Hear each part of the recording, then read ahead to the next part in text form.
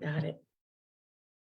Good morning, everybody. It is February 24th, 2023, also known as 2 days after HCM Awareness Day 2023.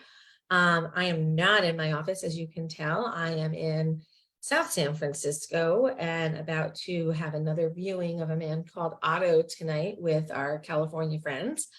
So excuse the not typical sound and audio quality from my side. Today for Tales from the Heart, I'm joined again by a good friend, Dr. Stephen Ommen of the Mayo Clinic. Steve Ommen, I'm going to formalize you. And we are going to be focusing on HCM awareness. It's Heart Month still. Look, still got the heart earrings on, got the heart shirt, got to do the whole Heart Month thing. Steve, you're wearing red. That's good. You got some red on. You're on to theme. Yep. So it's kind of a big, bold topic, like awareness. The word is just like, we want to be aware. Why do people want to be aware of HCM beyond our little internal community? Why is it important?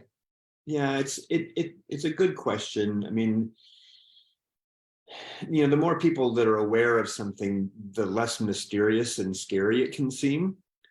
You want to be aware because of issues that we've talked about in terms of maybe adolescent people having symptoms and get diagnosed with exercise-induced asthma when in fact it's HCM underneath there, that if the medical community isn't thinking about HCM as a possible explanation for a seemingly healthy person's shortness of breath, well, then it's going to delay appropriate therapy for those individuals.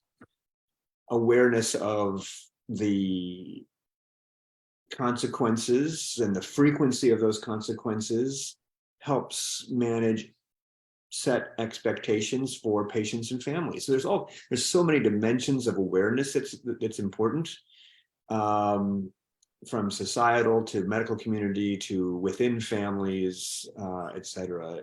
But I would say one of the interesting things that we've noted over time is there's kind of two big gaps in awareness amongst people who have HCM in their family, let's just say. It might not be you that had to, but it could be something. So one is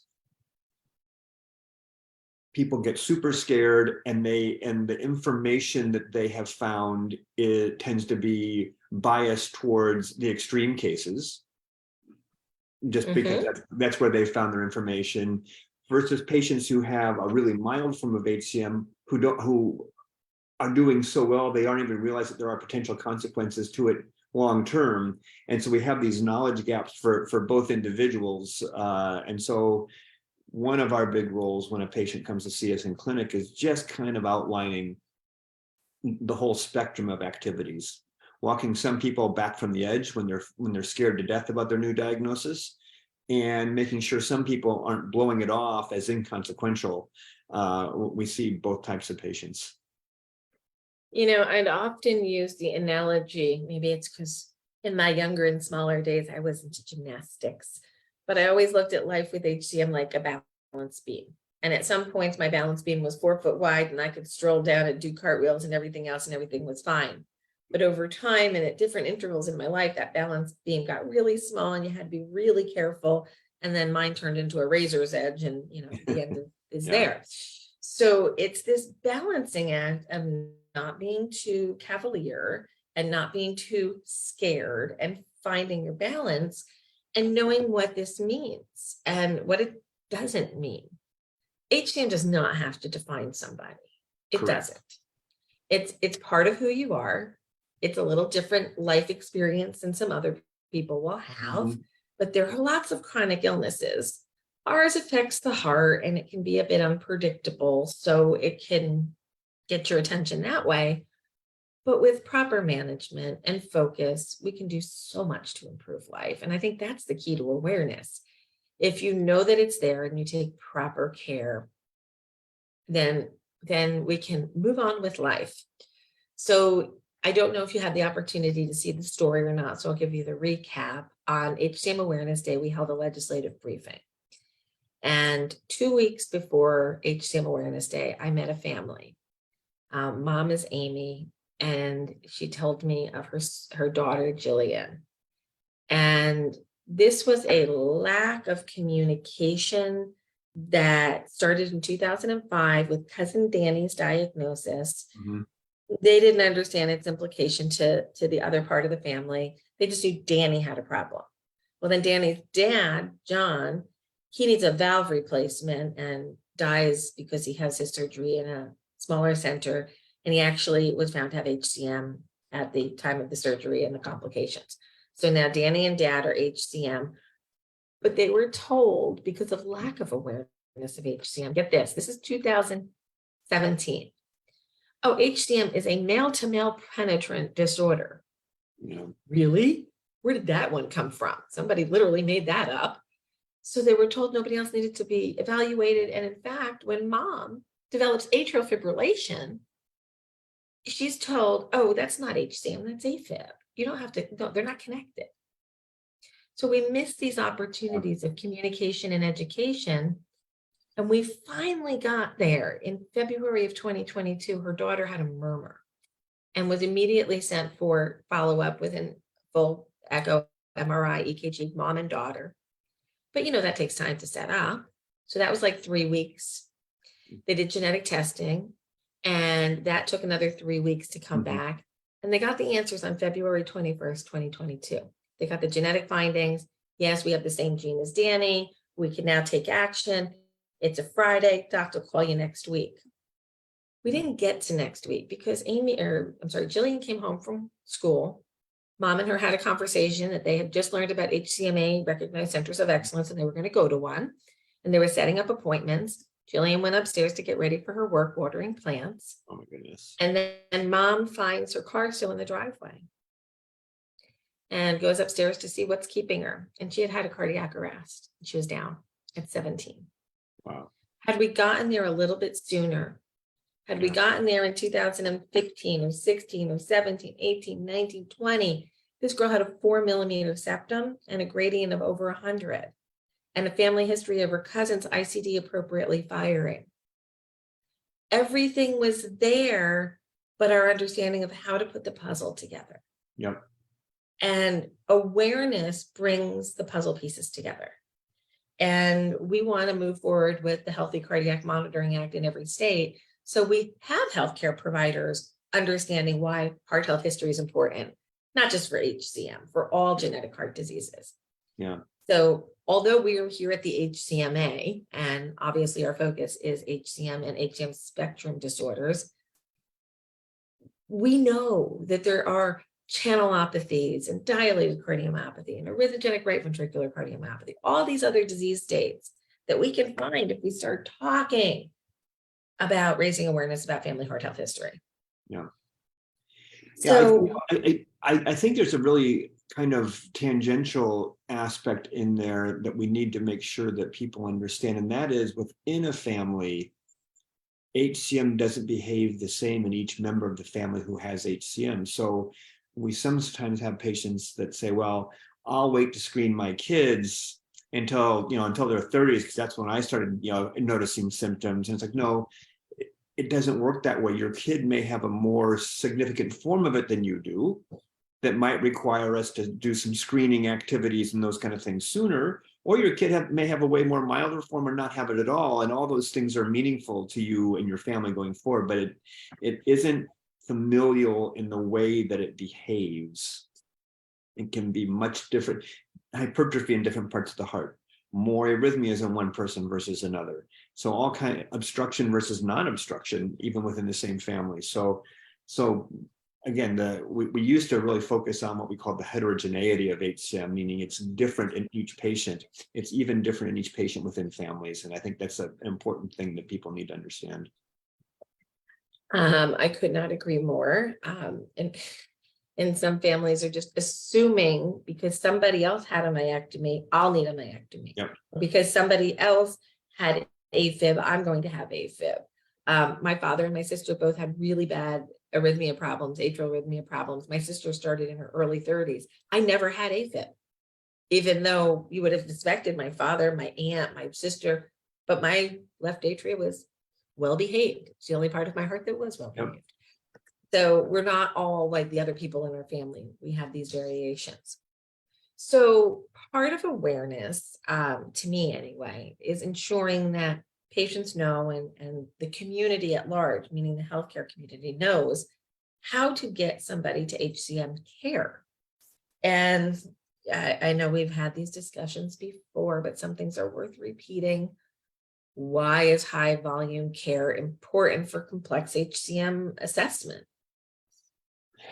It's important because people that see a lot of any condition become more familiar with all the patterns of that condition and recognize when patients are varying off of a healthy trajectory to a less healthy trajectory.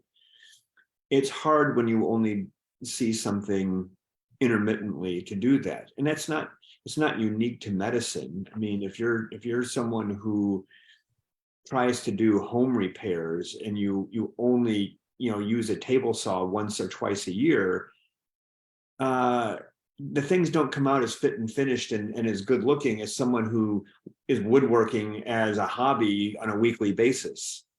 That same thing applies to medicine. We at the bigger centers see so many patients with this that the pattern recognition and the familiarity with how to treat things and the speed from recognition to treatment is much shorter. So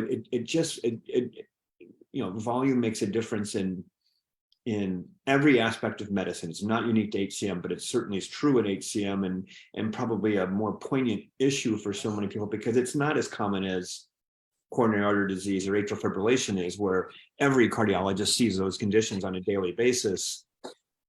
Not every cardiologist, it cares for patients with HCM on a regular basis, but that familiarity with what can go right and what can go wrong and the signs that are showing which way the patient is going it happens really quickly for those of us that see a lot of it, and it takes some time in those who have to kind of relearn on the fly when they have an intermittent interaction with HCM.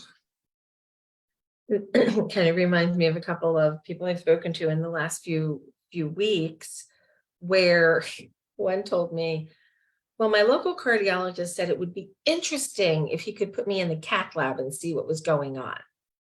And I'm looking at the echo and the MRI, and I'm like, what is he interested in finding out? You have obstruction, your gradient's over 90, your anatomy is very well described here in the MRI and in the echo, but he's curious and would like to do some more tests.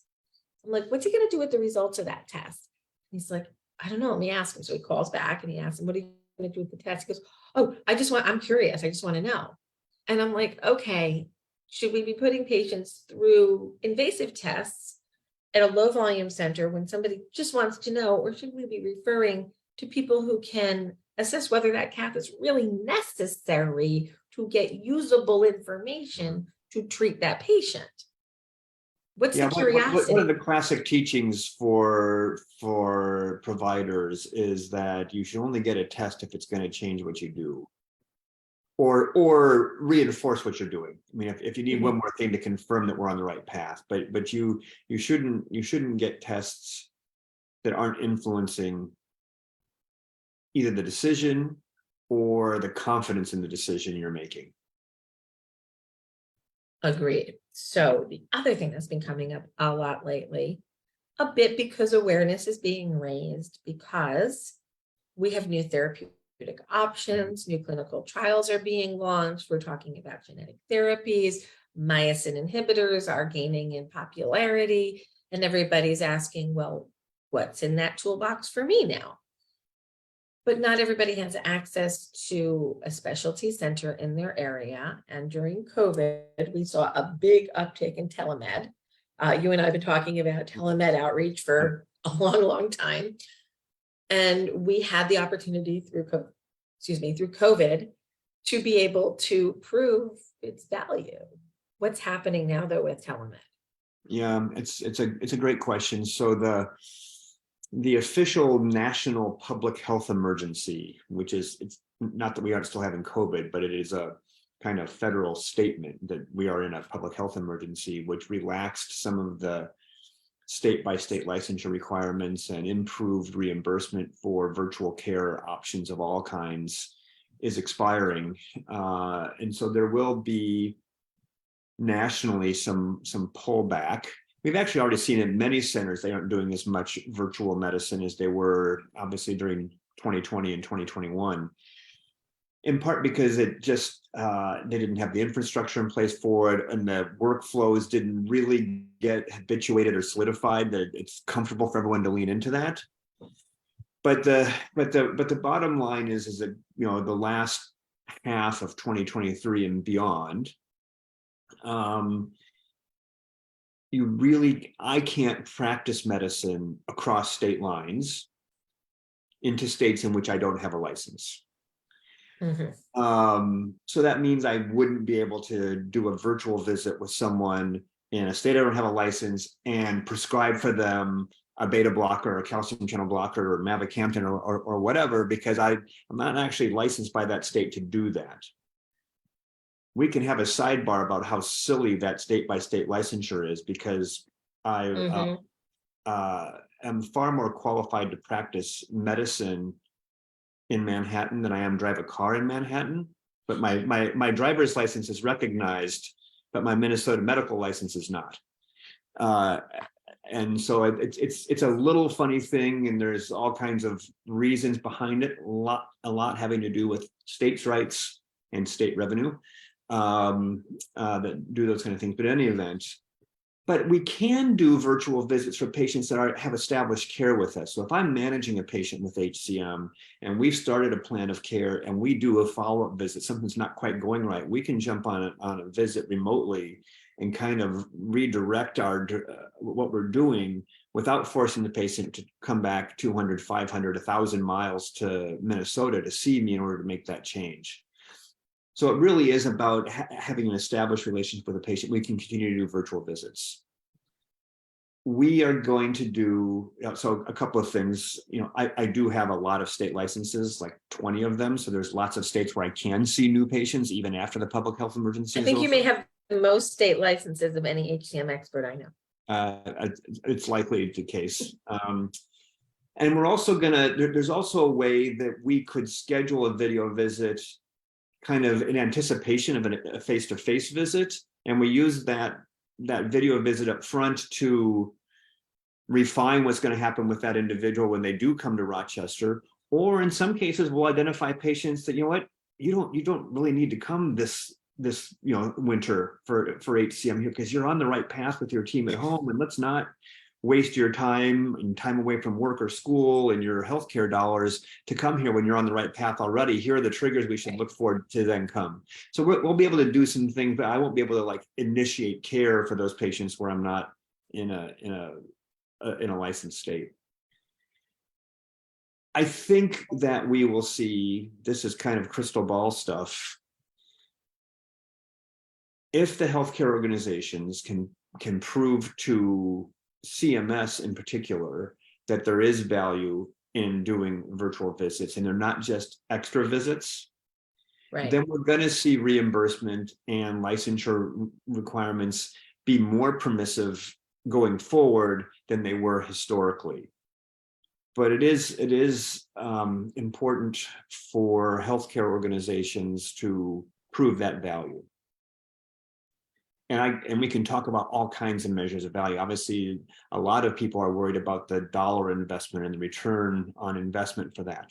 Yeah, it's expensive to stand up an infrastructure to do HIPAA compliant, secure video visits, et cetera. But it's not just all about dollars and cents. As I mentioned, patients don't have to take as much time off of school or work or family. I mean, travel expenses. Yeah.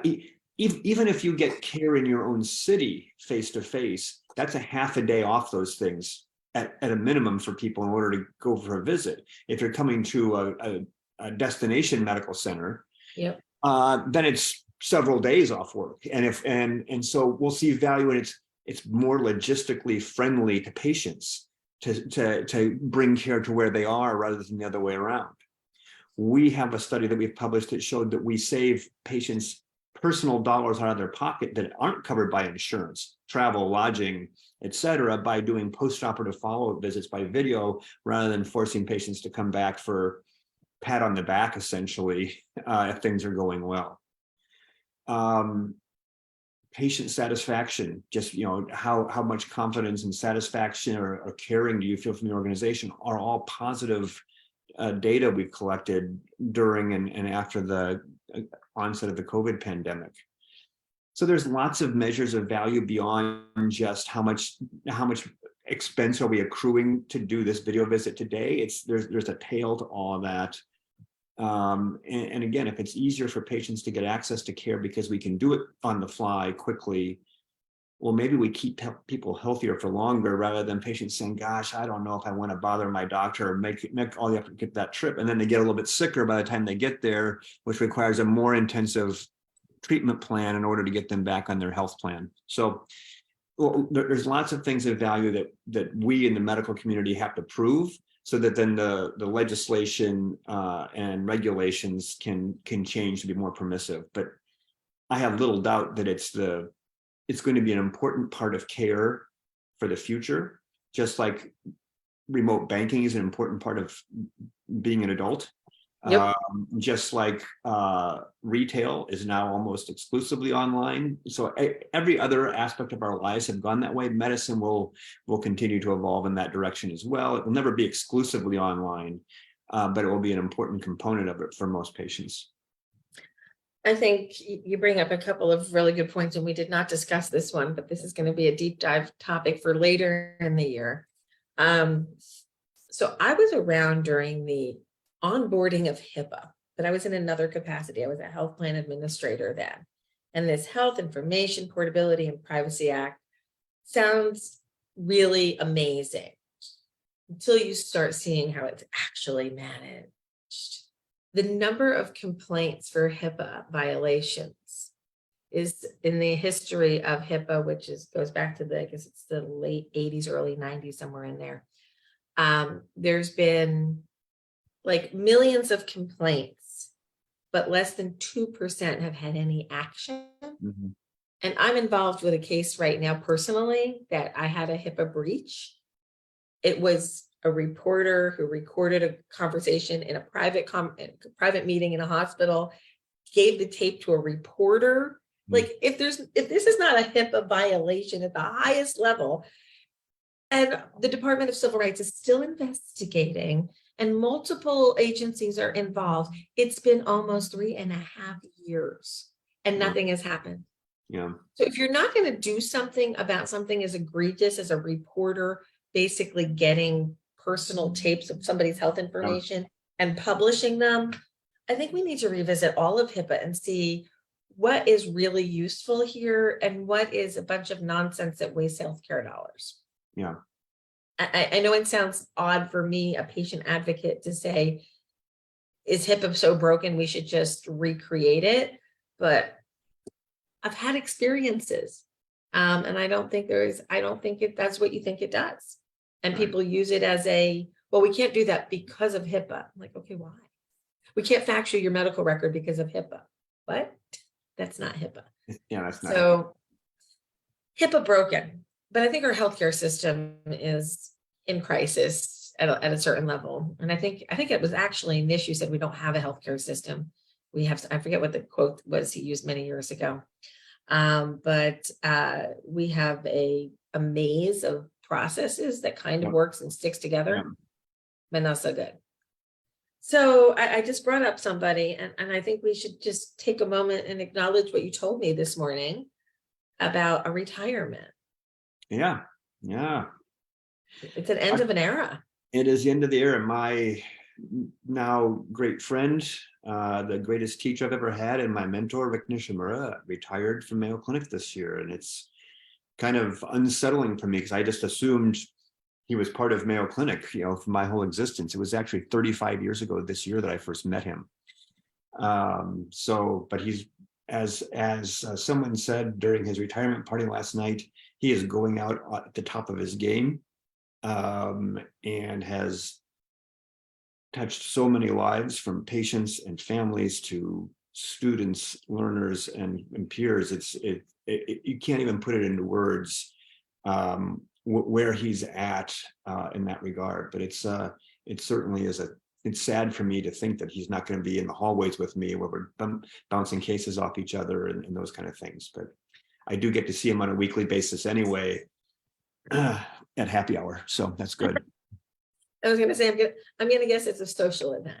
Yeah. Now, I can go back to the very early days of HCMA. He was one of the first physicians that I had met that I really thought, okay, this guy really understands. It was, Nishimura and Marin and McKenna, like those were the names that rolled off my tongue every day. And this was the first generation that I worked with. And all of these guys are heading to retirement now. And I'm looking around thinking, Yeah. we were the young ones. We were the young ones. What happened?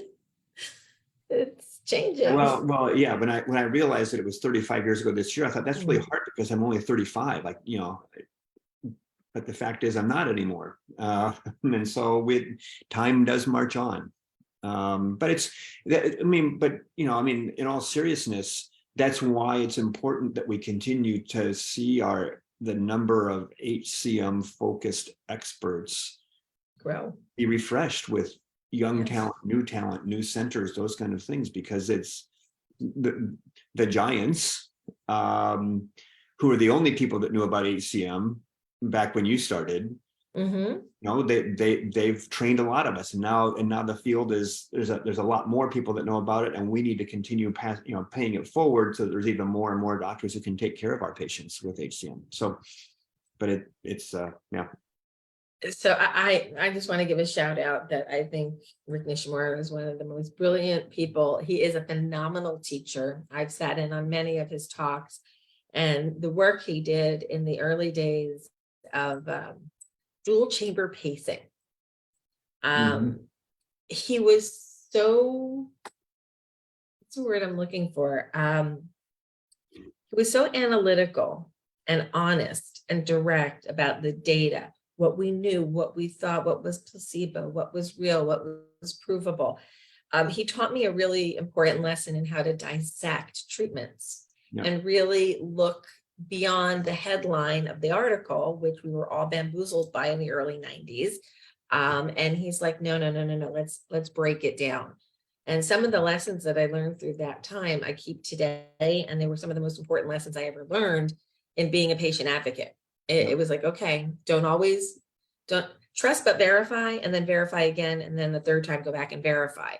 But he was was so professional about his complete and utter takedown of the article. Yeah. He was diplomatic, yet somewhat vicious. And it was appropriate. It was completely appropriate. No, you couldn't argue with him. He does have the unique ability to be critical in a way that is not threatening. Exactly. To the other party, just pointing out flaws or issues in those kind of ways, but not as an attack.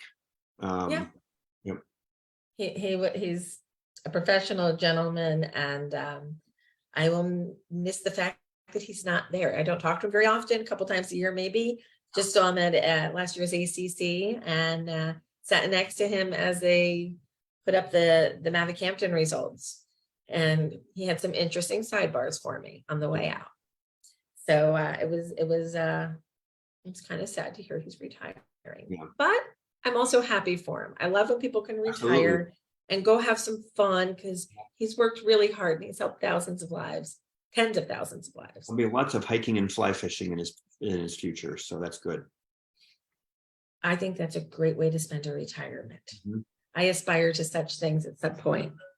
Oops, I forgot to take my pills. Okay, it's 8:30. So anyway, let's go back to the topic of the day, and that's the HCM awareness. And we talked a little bit about telemed, but I'm going to kind of pivot this into some more of the advocacy efforts. So advocacy has a lot of definitions: patients becoming good advocates for themselves, centers advocating for resources for their patients, and then legislative and policy advocacy. So advocacy kind of fits in a lot of different spaces.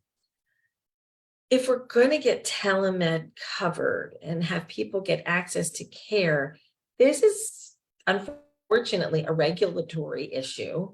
that we're all going to have to band together as a community and explain why we need it, how we need it, what we need. And this might mean a couple of trips to Washington or to state houses to have these conversations, but they're critically important conversations to have, especially for a community that has a not common, although common from an epidemiological point of view, but we're not in everybody's office. They don't see us as HCM patients in every doctor's office in the country. So we need access, and we need to make sure that people don't have to go bankrupt to get health care. Do you have any thoughts on whether or not we're going to get any traction here, be successful, or are we fighting a battle that can't be won? Yeah, no, there is traction. So there is a House bill that it has a very positive take on the reimbursement aspects for telemedicine. And again, that's not what should be driving our discussions about it. But the reality is, if a hospital system is losing money, it's not going to stay open. And so getting reimbursed for the activities they do is important so that they can continue to provide care. But that House bill, and I've blanked on what House bill number it is, was very positive towards continuing reimbursement activities for virtual care into the future. It wasn't sure how that bill was going to be perceived in the Senate side of things. So we don't have a final word on that, but there certainly are plenty of people in Washington who recognize there is value to this, probably because most of them experienced getting care this way over the past 3 years at some point. So there will be traction, but what I've heard at some telemedicine kind of think tank meetings I've been to is from a lobbying group in DC, is that the more vocal people right now are the people that are worried about cost containment, and the people that have figured out methodologies to use it and trying to show the value aren't being as vocal, and whoever's most vocal will win the day. So for like you said, for HCMA and the HCM community in general, if our patients are finding a lot of value in even the option to get care this way, we need to make sure that voice is being heard. This is always the challenge. There's so many pieces of legislation that are moving, state houses, federal houses. And I want to be very, very, very clear on something. And I say this over and over again on the local level and on the national level. Yeah. This isn't politics. It's governance and it's policy. Yep. And it shouldn't be left, right, center, what your political affiliation is. We can all look past the party lines and look at, okay, what are we trying to do here? Here we're trying to make sure people get access to health care, they get the providers that they need, they get the input that they need, and we want to make sure that all stakeholders are heard from. The stakeholders that get to decide the policies are the ones that have the money to throw behind things, such as, large payer systems, et cetera. So it's really important that the little guys like us get in there when we have to and have meaningful conversations. So we will probably be organizing a couple of Hill visits in the next year or so on a number of different issues. And many of them are things that we can all agree are good ideas. A new bill is being presented that will homogenize AED Good Samaritan coverage in the United States. Yep.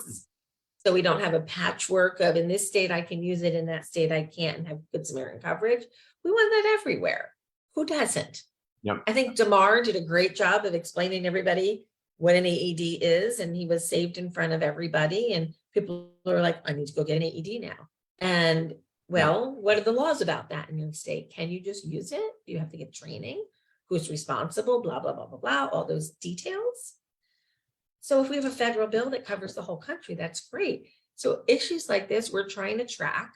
I have limited bandwidth because we're a small organization, but our legislative team is working on it. We have a whole committee that works on these issues now. And we all just need to get involved with that. And my next step for my committee internally is to start branching out to all the centers and going, okay, here's what we're watching. What are you watching? And then having our whole network start to come together on those 3 or 4 key issues that we all say, this really matters, and have our voices amplified. Yeah. So every time I think, okay, we finished this problem, we're good, I can relax, there's less work to do. But the other way, we find more work to do. Yeah. But they're important things to get done. So that it's interesting that the cost containment people are kind of winning the day over those who need access, because that's just the way our system works, isn't it? Crazy, crazy, crazy. Okay. So as we wrap up Heart Month, we have a couple days left. Tonight, we're doing the filming of, or the viewing of A Man Called Otto. We've got, I think, 80 people coming to the movies with us, HCMAs and our sponsors. Thank you to Tenaya Therapeutics, Bristol Myers Squibb, and Cytokinetics, who are sponsoring this little movie tour I'm doing. If this one works, I'm probably going to go do one in DC in March. And then I thought we might, okay, this is only a might, people. Lisa sometimes says things out loud before she should, but I think over the next couple of years, as we get back out on the road, we may have like private events at different centers around the country and do a viewing when it's streaming on Netflix, et cetera. We can get a theater in, one of the Mayo conference rooms or whatever, one of their theaters, and come together there and watch the movie and have a meeting and make it a little interactive and fun and kind of add that element in. So maybe someday Tom Hanks will come and talk with us. Every podcast since the beginning of January, I've mentioned Tom Hanks, because he's an honorary member of the community now as Otto. But he hasn't called me yet. Tom, my number's on the website. Just call me. We'll see.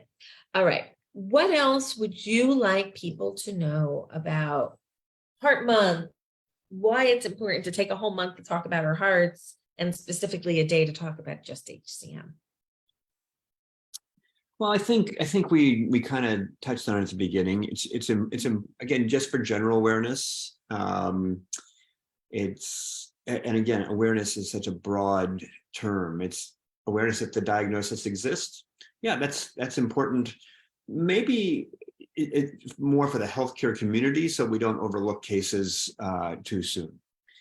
Awareness amongst our patients who have it of all the likely outcomes, the possible outcomes, and the likely therapies and the possible therapies. And the reason why I say those things specifically that way is there is a human nature thing, and I've forgotten the technical term for this, but it's that we tend to focus on the worst case scenario and grossly overestimate how likely that worst case scenario is to happen.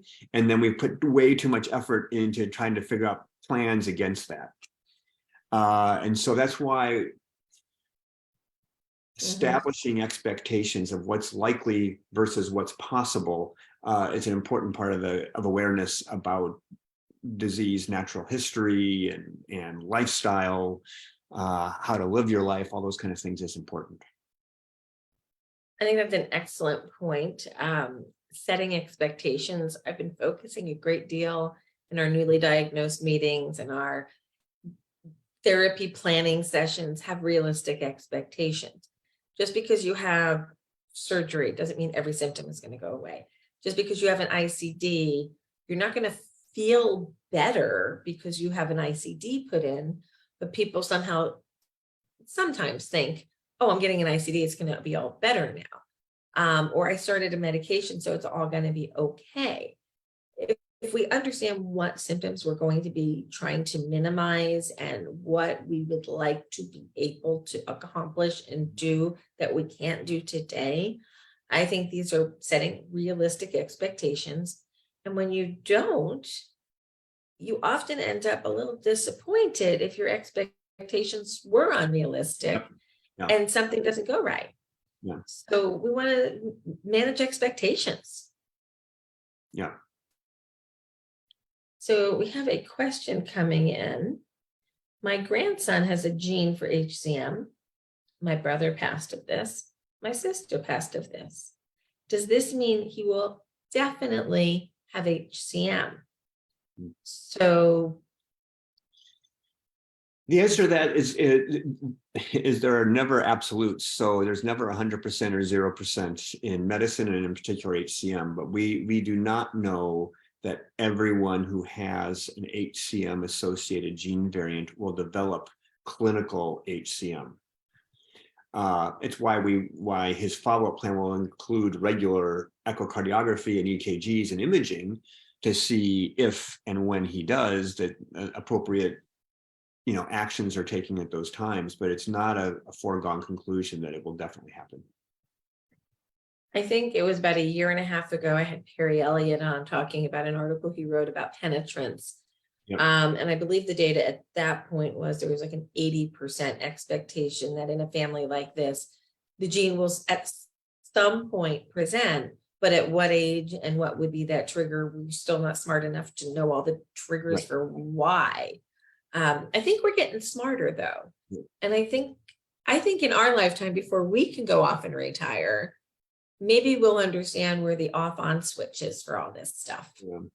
Yeah, I think there's a lot more appreciation for the fact that a single gene explaining someone's HCM is not the most common expression of HCM we're seeing. It's probably a recipe of genes that it's not even that they're pathologic, but together they promote hypertrophy in the heart. And this is where a lot of intense research are going on by our very smart colleagues who find that genetics work, their passion. We're looking for that.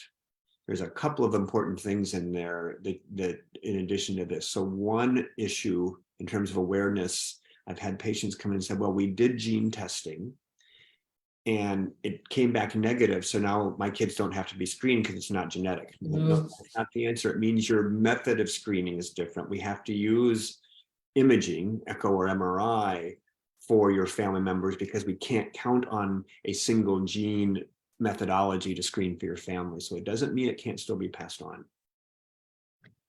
So I was just at, you and I were at this meeting up in Boston on heart failure with preserved ejection fraction and HCM. It was kind of a drug discovery meeting with a bunch of pharma folks and you and I was really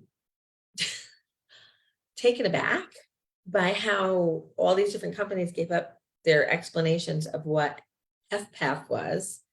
And some of them included HCM in their definition of HFpEF. And some of them said it's diabetes and obesity and hypertension combination. And some said it was genetic. So I think we're a little in the Wild West of why does the heart get stiff in some people that we don't understand? Yeah. So you want to just talk a little bit about where you think we might be going? Yeah, it is a confusing topic. So HFpEF is heart failure with preserved ejection fraction, HFpEF, is an umbrella term for people who have symptoms of heart failure who don't have a weak heart muscle, which is historically heart failure with people whose ejection fraction was low. And so then this umbrella term HFpEF is there. And so if you consider HFpEF as just an umbrella term, certainly HCM fits under that umbrella. There are people who have heart failure and they have normal ejection fraction with HCM, and so therefore they meet that terminology. The challenge is that because HCM is unique compared to other things that can cause HFpEF, like someone who has, as you said, hypertension, diabetes, obesity, they can have HFpEF too, but they don't have the arrhythmia burden of the population of patients with HCM or the sudden death risk of a population of patients with HCM. When you're designing new drug trials, you are not going to include patients who have potential outcomes that are unlikely to be impacted by the drug, because you want as pure a set of people to test that drug on as your initial data set, so you don't get confused by events that are occurring that were part of HCM but not part of the other 95% of HFpEF. And so that's the challenge, is that HCM will be excluded in many trials for that rationale. I think more and more companies are including HCM.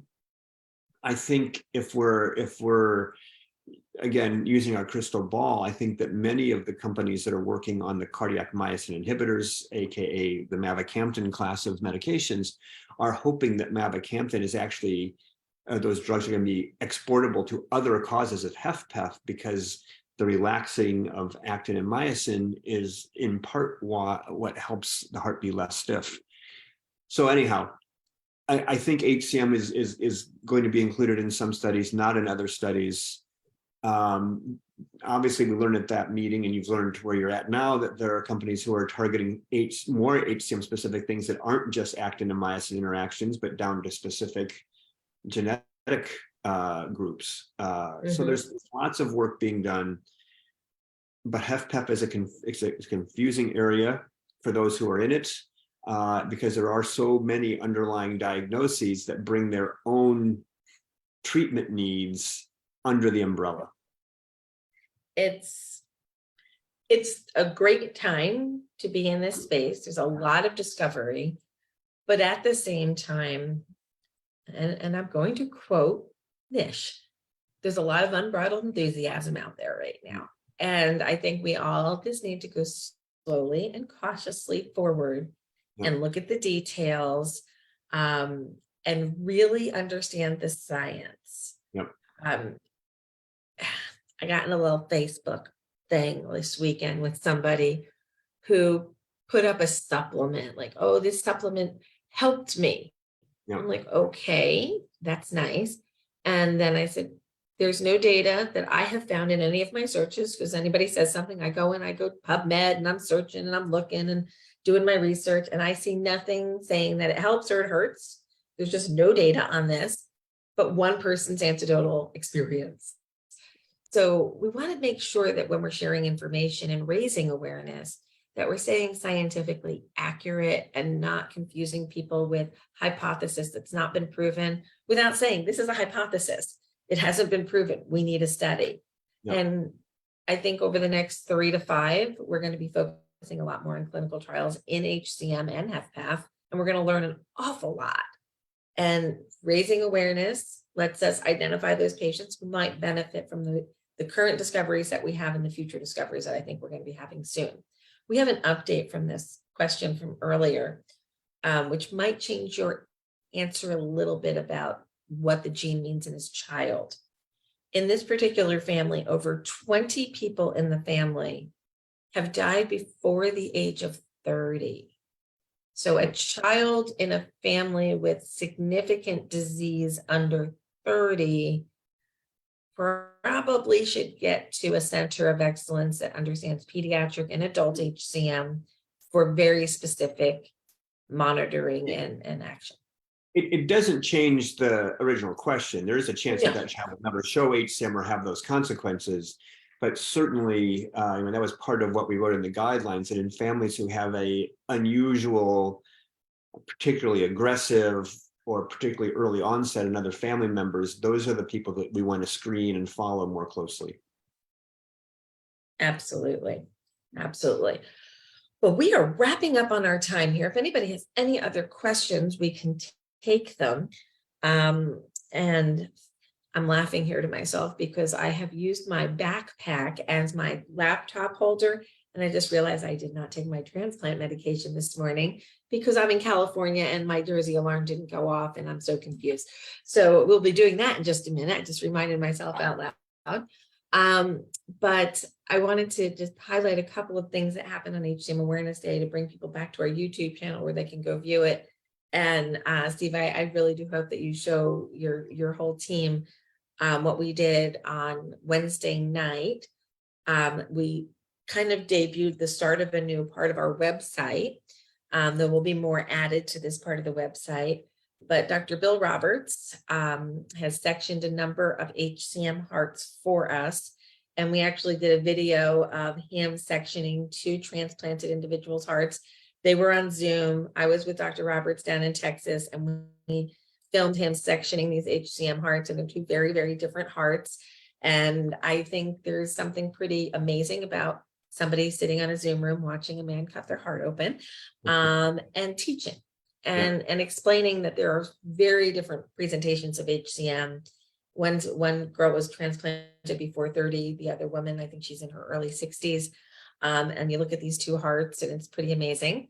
And we will be going out to the University of Toledo in April when the plastinization process is completed. am picking up the hearts and adding that into the new collection to educate people about HCM. And again, just another unique way to bring awareness. We all know I plastinized my heart, but now we're going to have a collection of about 9 when we get done, maybe 10, that we hope to use for education and awareness. Another question. It's the grandma day today. Lots of grandparent questions. Grandson diagnosed at 14, now 16 gene positive. Can you have eating issues with HCM? My grandson's heart is 38 millimeter resting gradient. So I'm sorry. I'm thinking we're talking about, there's more here. He has a resting gradient of 33. I think she means MMHG. I don't think it's hypertrophy. And he can eat very little, and he's lost weight recently.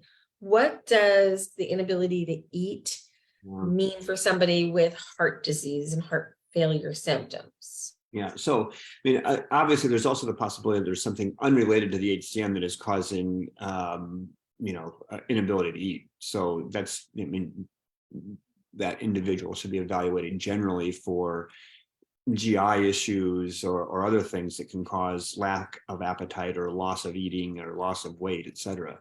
But within HCM, particularly patients who have obstruction, but not exclusively patients who have obstruction, many patients do complain of more symptoms when they eat large meals. I've heard patients complain about certain types of simple or carbohydrates are more likely to cause this reaction, but they get more symptoms when they eat. And so they just aren't eating very much because it makes them feel lousy. And it probably has to do with some of the autonomic nervous system, so that part of our nervous system that we can't control mentally, that causes certain blood vessels to dilate and other reflex actions to occur, that temporarily makes the obstruction more worse after meals. When your body's sending blood to the gut to help digest that food, not as much as coming back to the heart to fill it, so you obstruct easier.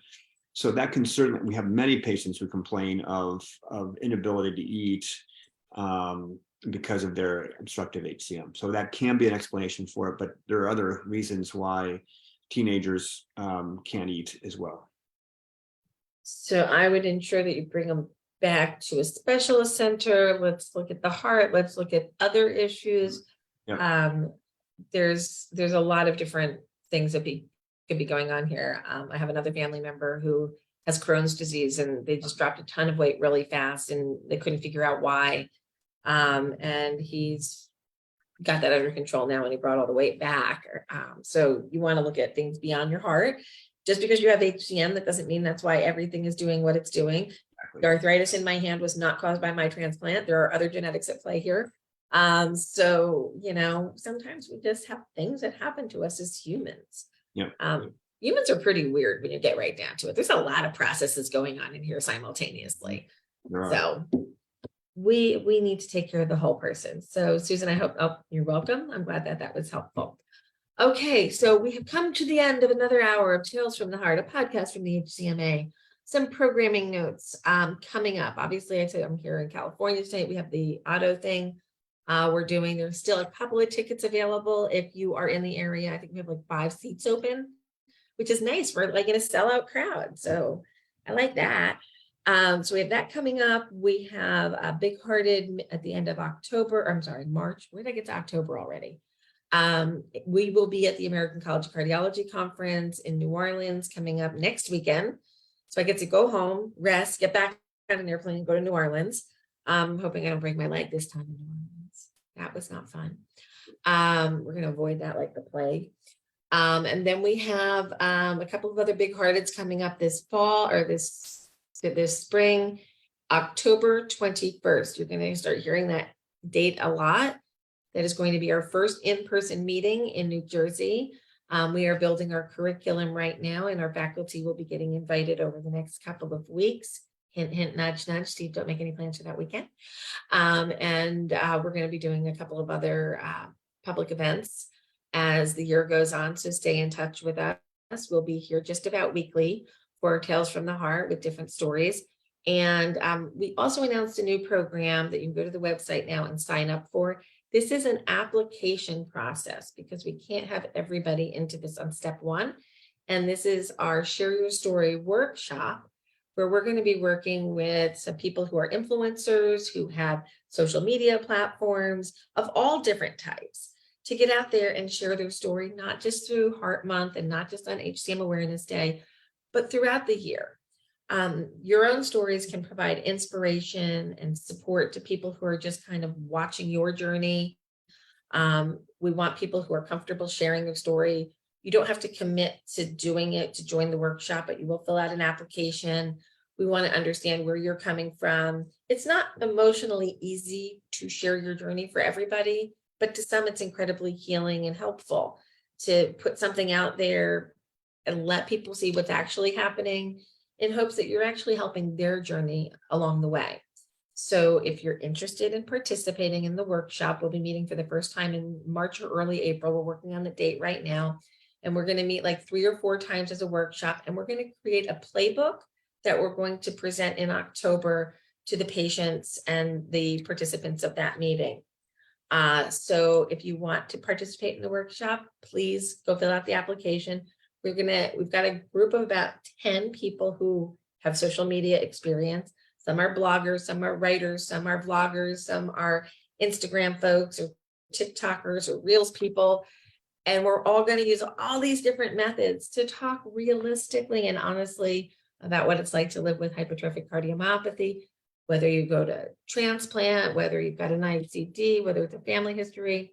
Please join us. We do have one last question, Steve. Oh, Steve, help me here. And to Scott, who's asking this, my comment and my expression isn't about you. Apical HCM. I don't know why for the longest time it had this reputation that it was the benign thing. And now everybody's switching and it's like the worst thing. Apical HCM. Better, worse, same, different. Please talk about apical HCM for a minute. I wouldn't consider it benign or less benign than anyone else with HCM. It just talks about where in your heart the hypertrophy is. Most people with apical HCM do not have outflow tract obstruction. And so typically patients have symptoms with apical HCM due to the stiffness of the heart or the fact that a thick heart muscle often lives closer to oxygen debt than a normal thickness heart muscle. So that the approaches are different, but apical HCM should not be viewed as different. Yes, apical HCM is more likely to develop something called an apical aneurysm.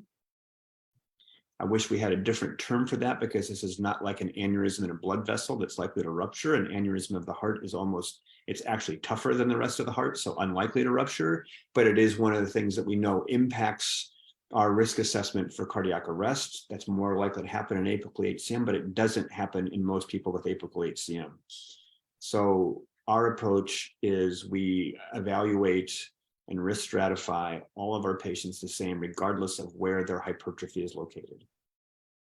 I have a philosophy on why we're hearing more about apical HCM. You can tell me if my philosophy might be on target or if I'm completely wrong.